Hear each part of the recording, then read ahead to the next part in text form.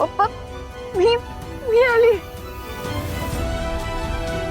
तुमची चावी।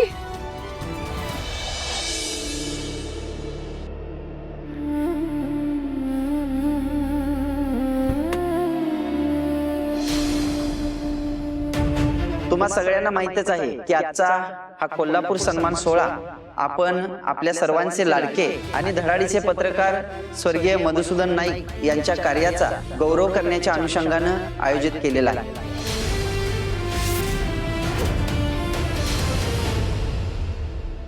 माझा मुलगा स्वर्गीय नाही,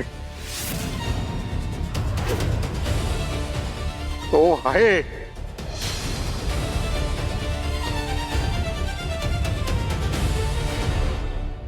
बरोबर आहे, स्वर्गीय नाही पण आता होईल लवकरच।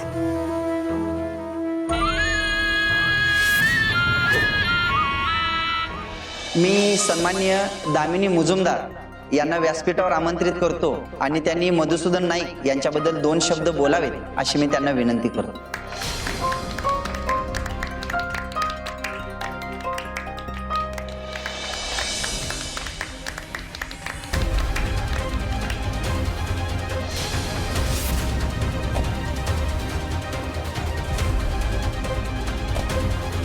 अरे थेरडा गेला कुठे? काय माहिती? अरे शोध शोध शोध।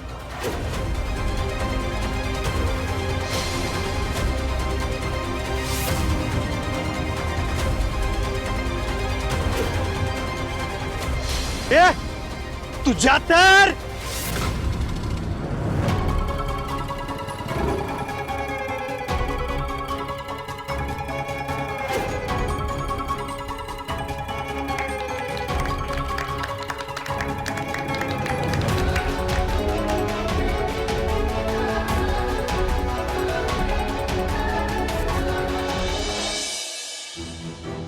नमस्कार।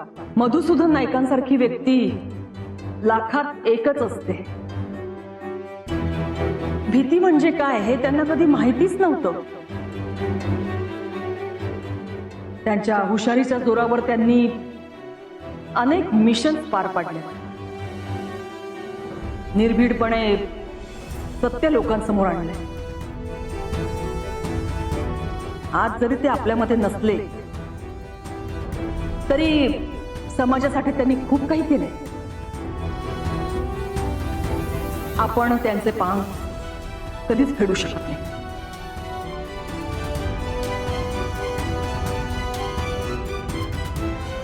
आणि म्हणूनच आजचा हा सत्कार सोहळा आपण आयोजित केला।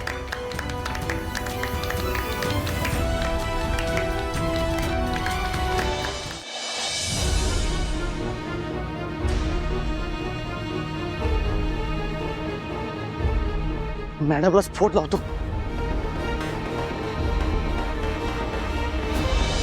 मी आता व्यासपीठावर मधुसूदन नाईक यांची पत्नी अनुराधाताई नाईक यांना येण्याची विनंती करते।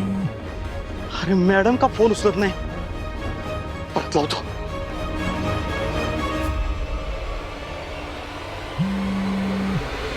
आजच्या या प्रसंगी त्यांनी त्यांचंही मनोगत व्यक्त करावं अशी आम्हा सगळ्यांचीच विनंती।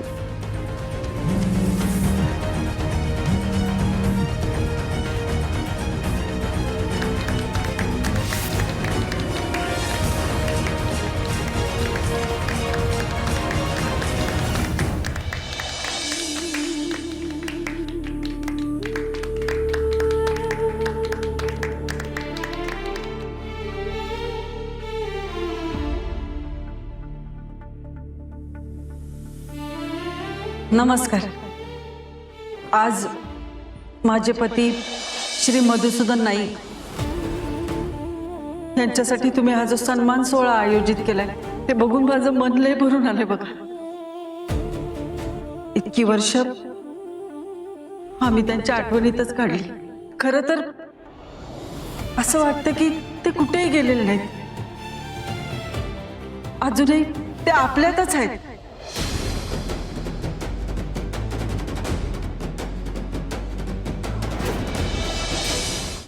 माफ करा, म्हणजे मला असं म्हणायचं होतं की ते आपल्या सगळ्यांच्या मनात आहेत त्यांच्या कार्याच्या रूपानं. आम्हा सगळ्यांना त्यांच्या कार्याचा लय अभिमान आहे. आणि आज तुम्ही त्यांच्यासाठी हा जो सन्मान सोहळा आयोजित केलाय त्यासाठी मी सगळ्यांचे मनापासून धन्यवाद करते.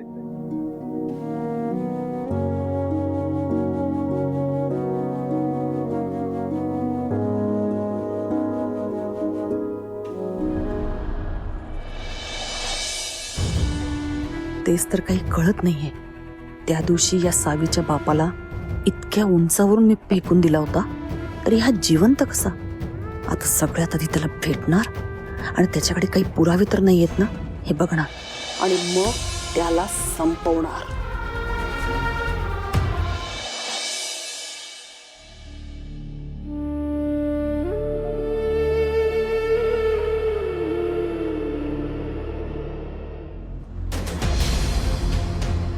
धैर्य,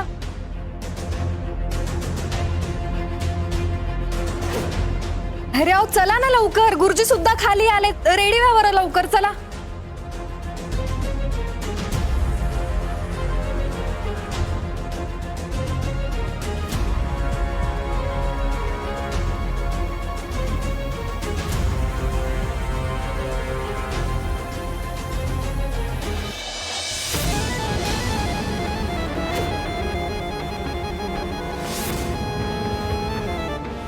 धैर्य, तुम्ही सावीचे फोटो बघताय. तुम्ही तुमचा विचार परत बदलला ना? धैर्य, अहो आपलं लग्न होणार आहे. थोड्याच वेळात आपण एकमेकांबरोबर आयुष्यभरासाठी कायमचे बांधले जाऊ आणि तरी तुम्ही सावीचे फोटो बघताय. हिरा, जरा शांत हो. मी हा अल्बम आहे ना ठेवा तुमच्याकडेच. मला त्याचं जे काही करायचंय ते करा. कपाटातली अडगळ झाली होती म्हणून बाहेर काढला, बाकी काही नाही. खरंच?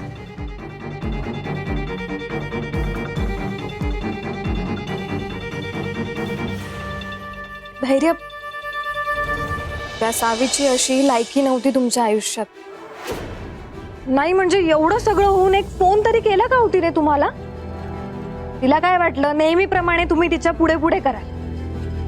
पण आता तिला तिची खरी जागा कळेल. बरोबर बोलते ना मी धैर्य? आता तुम्ही तिच्याकडे कधीच नाही जाणार ना?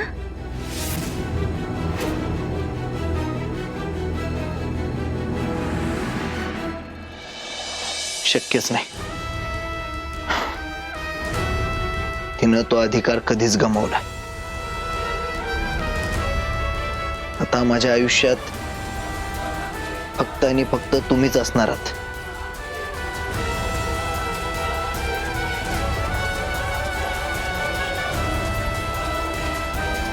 अरे अहो, हा अल्बम बघून ना धडकीच भरली होती बघा मला. पण आता तुम्ही लवकर तयार व्हा आणि खाली या.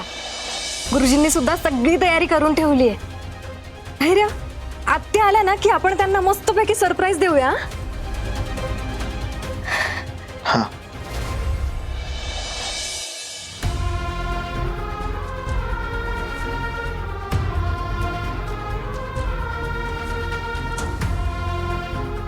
मधुभाऊंच्या आठवणीनं आपल्या सगळ्यांचंच मन भरणार. म्हणून मी आपणास विनंती करतो की हा सन्मान सोहळा सुरू करण्या अगोदर आपण मधुभाऊंना 2 मिनिटं श्रद्धांजली अर्पण करू.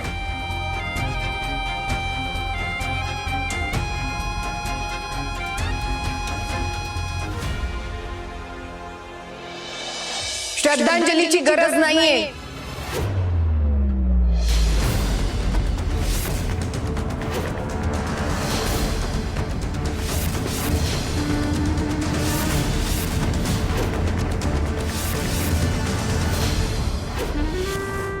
श्रद्धांजली गेलेल्या माणसांना दिली जाते. माझे पप्पा जिवंत आहेत.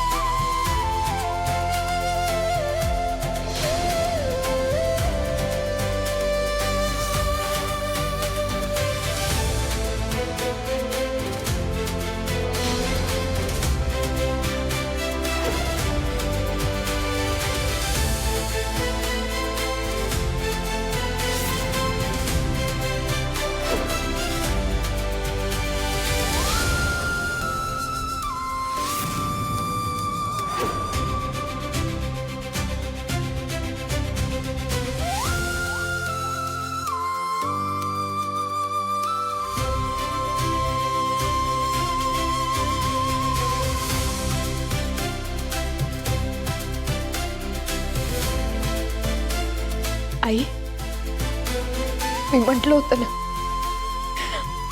पप्पा जिवंत आहे. बघ, आपला विश्वास खरा ठरला.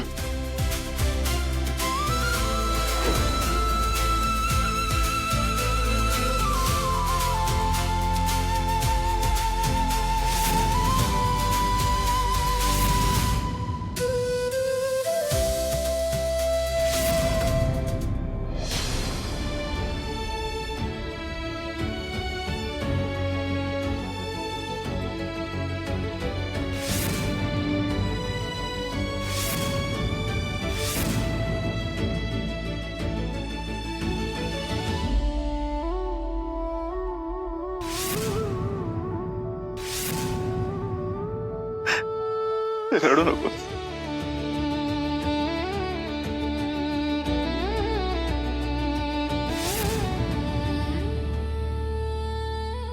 आई, काय नाटकं चालली आहेत? या सावीचा बाप जिवंत कसा काय? यो तर गचकला होता की. मला काय माहित?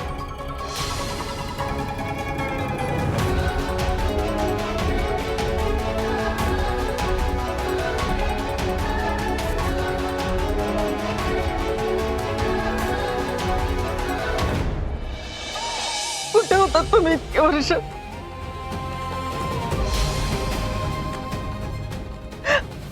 आम्ही किती वाट पाहिली माहितीये.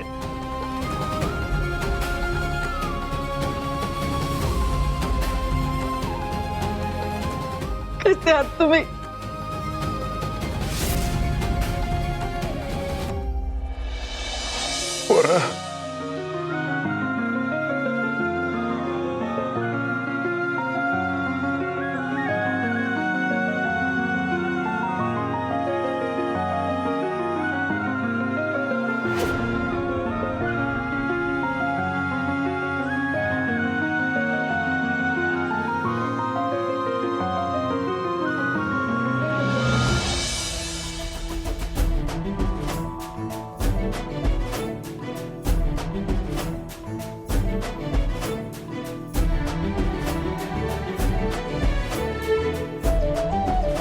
मी आता तुला कुठं कुठं जाऊ देणार नाही रे पोरा.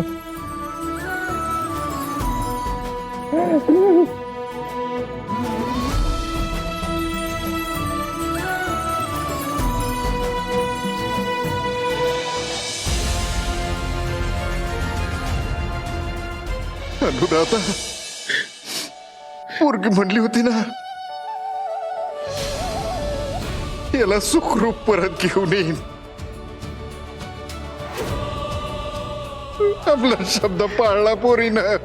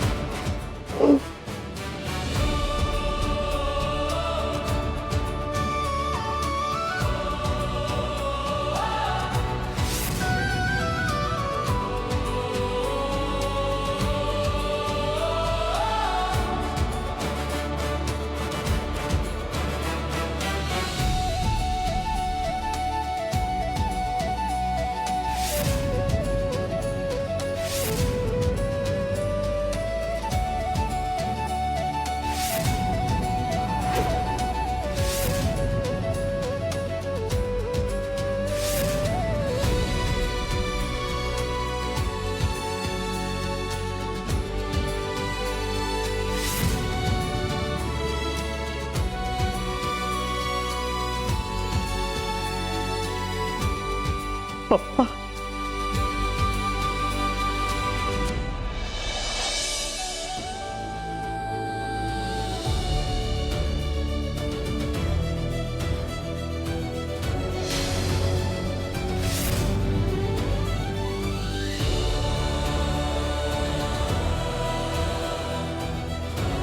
लई तरसलो होतो रे तुमच्या भेटीसाठी.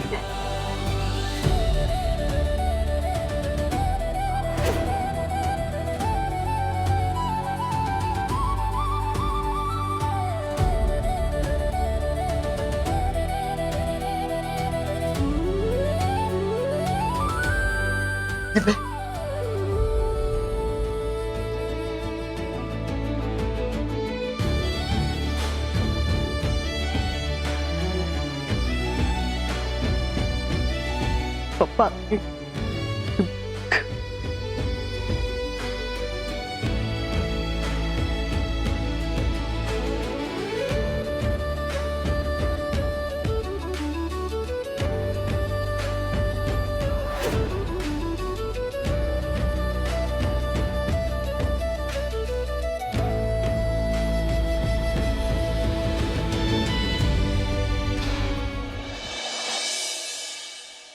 मग काय सरप्राईज द्यायला थांबला होता का तुम्ही? मला तुम्ही त्याच वेळेला का नाही सांगितलं मधुसूदन पळून गेलाय म्हणून?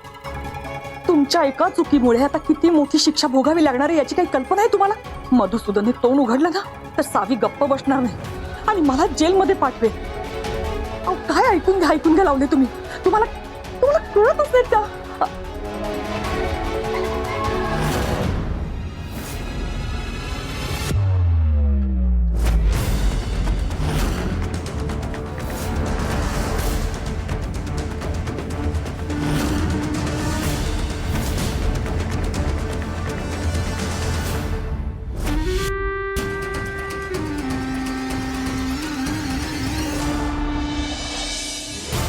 आता तर पोलीस पण आले तिथे. काय करू मी? इथून चटकायला हवं, नाहीतर माझं काही खरं नाही. निघ दामिनी निघ.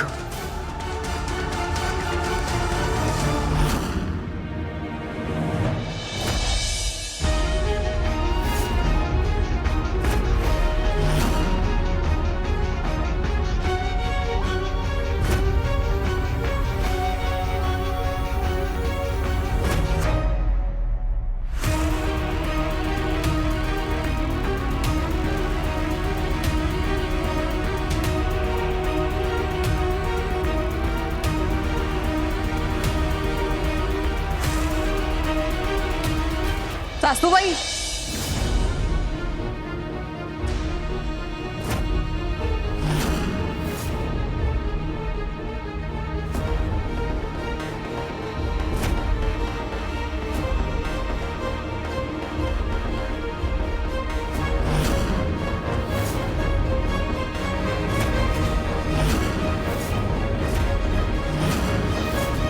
माझ्या पप्पांना माझ्यापासून हिरावून घेतलं, त्यांना जिवंत मारण्याचा प्रयत्न केला. या सगळ्याची परतफेड तर करू द्या मला. पप्पांनी सगळं सांगितलंय पोलिसांना.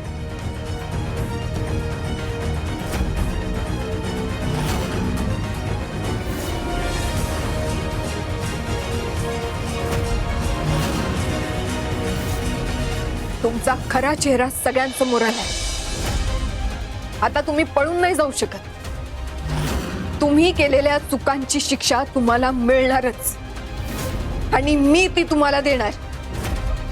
धैर्यांनी आजवर तुम्हाला देवासमान पुजलंय, पण त्यांच्या आईचा खरा चेहरा मी त्यांना दाखवणार.